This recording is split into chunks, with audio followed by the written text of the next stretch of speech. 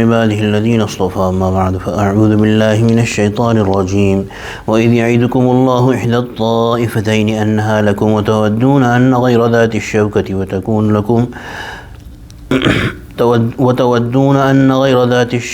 تكون لكم ويريد الله أن يحق الحق بكلماته ويقطع دابر الكافرين ليحق الحق ويبطل الباطل ولو كره المجرمون. صدق الله العظيم وبلغنا رسوله النبي الكريم ونحن على ذلك من الشاهدين والشاكرين والحمد لله رب العالمين. وإذ يعدكم Allah, and recall when Allah was promising you إحدى الطائفتين, that one of the two groups. إحدى الطائفتين, طائفة means a group, طائفتين two groups, إحدى الطائفين one of the two groups, أنها لكم will become yours. So this refers to a promise that Allah subhanahu wa ta'ala made to the Sahaba and the Prophet sallallahu alaihi wasallam, that one of the two groups of the kuffar would be given under the would be overpowered by the Muslims. One group obviously was the group of the trading caravan that was returning, as we said last week. This trading caravan that was returning from Syria with a lot of wealth that was supposed to be, they were planning to use it against the Muslims. So either this caravan, which was led by Abu Sufyan, would be given to the Muslims, or the other one was an army under the leader of the kuffar, Abu Jahl, which had left Makkah and that was coming to fight the Muslims.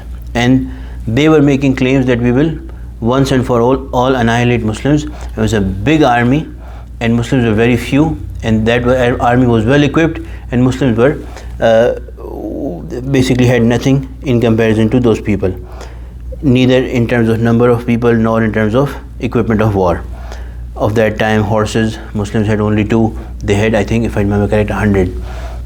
Muslims had 70 camels, they had 1,000 camels.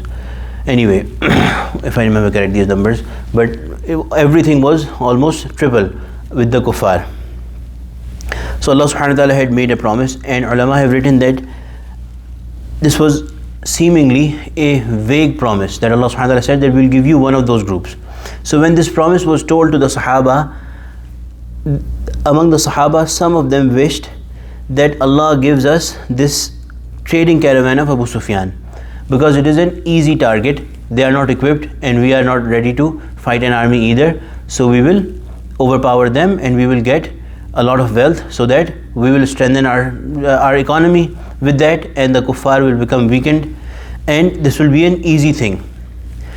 But looking at the attitude of the Prophet sallallahu alaihi wasallam, the thinking of the Prophet sallallahu alaihi wasallam, and the fahm or the understanding of the ways of Allah subhanahu wa ta'ala, some of the Sahaba, they dearly wished in their heart that Allah actually lets us face that big army of Abu Jahl and makes that group the one that we are going to overpower.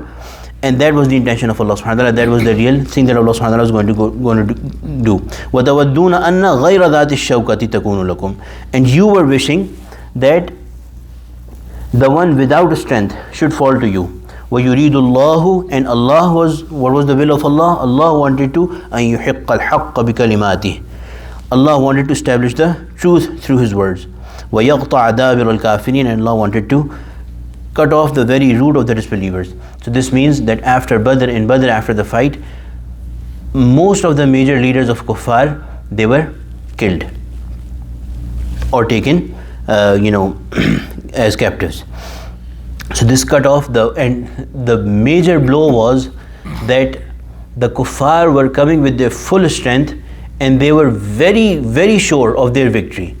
And Allah subhanahu wa ta'ala wanted to show that Muslims, being very few, because they are on the right path and they are fighting with sincerity in the path of Allah, Allah gives them strength. So they are the ones who are supported by Allah subhanahu wa ta'ala, and the kuffar, they were, their preparation of war and their equipment of war does not mean anything. لِيُحِقَّ الْحَقَّ, so that the truth will be proven to be true. لِيُحِقَّ الْحَقَّ, the truth is proven to be true. وَيُبْطِلَ الْبَاطِلِ, and the falsehood of the false becomes apparent. وَلَوْ كَرِهَ الْمُجْرِمُونَ, although it becomes it is very, very hard, it is very harsh or very disliked to the criminals. استغيثون ربكم فاستجاب لكم أني ممدكم بألف من الملائكة مردفين. You were calling upon Allah for help. فاستجاب لكم, so he responded to you. أني ممدكم بألف من الملائكة مردفين. Allah said, I am going to أني ممدكم, I am going to help you بألف من الملائكة, 1,000 of angels, murdifin, one following the other, so coming one after another in a row. Allahu Akbar. And ulama have written that even a single angel was enough, and no angels, Allah subhanahu wa ta'ala would have only said that I am going to come to your help or I am going to help you, would have been enough. But this is a way of bounty in favor of Allah subhanahu wa ta'ala, because Allah subhanahu wa ta'ala is the creator of human nature. He knows that the human nature finds peace and is satisfied and finds confidence with material things or things that are tangible to them. So Allah subhanahu wa ta'ala told them that not one, but I am going to send down 1,000 angels marching in like an army, one after another, to help you.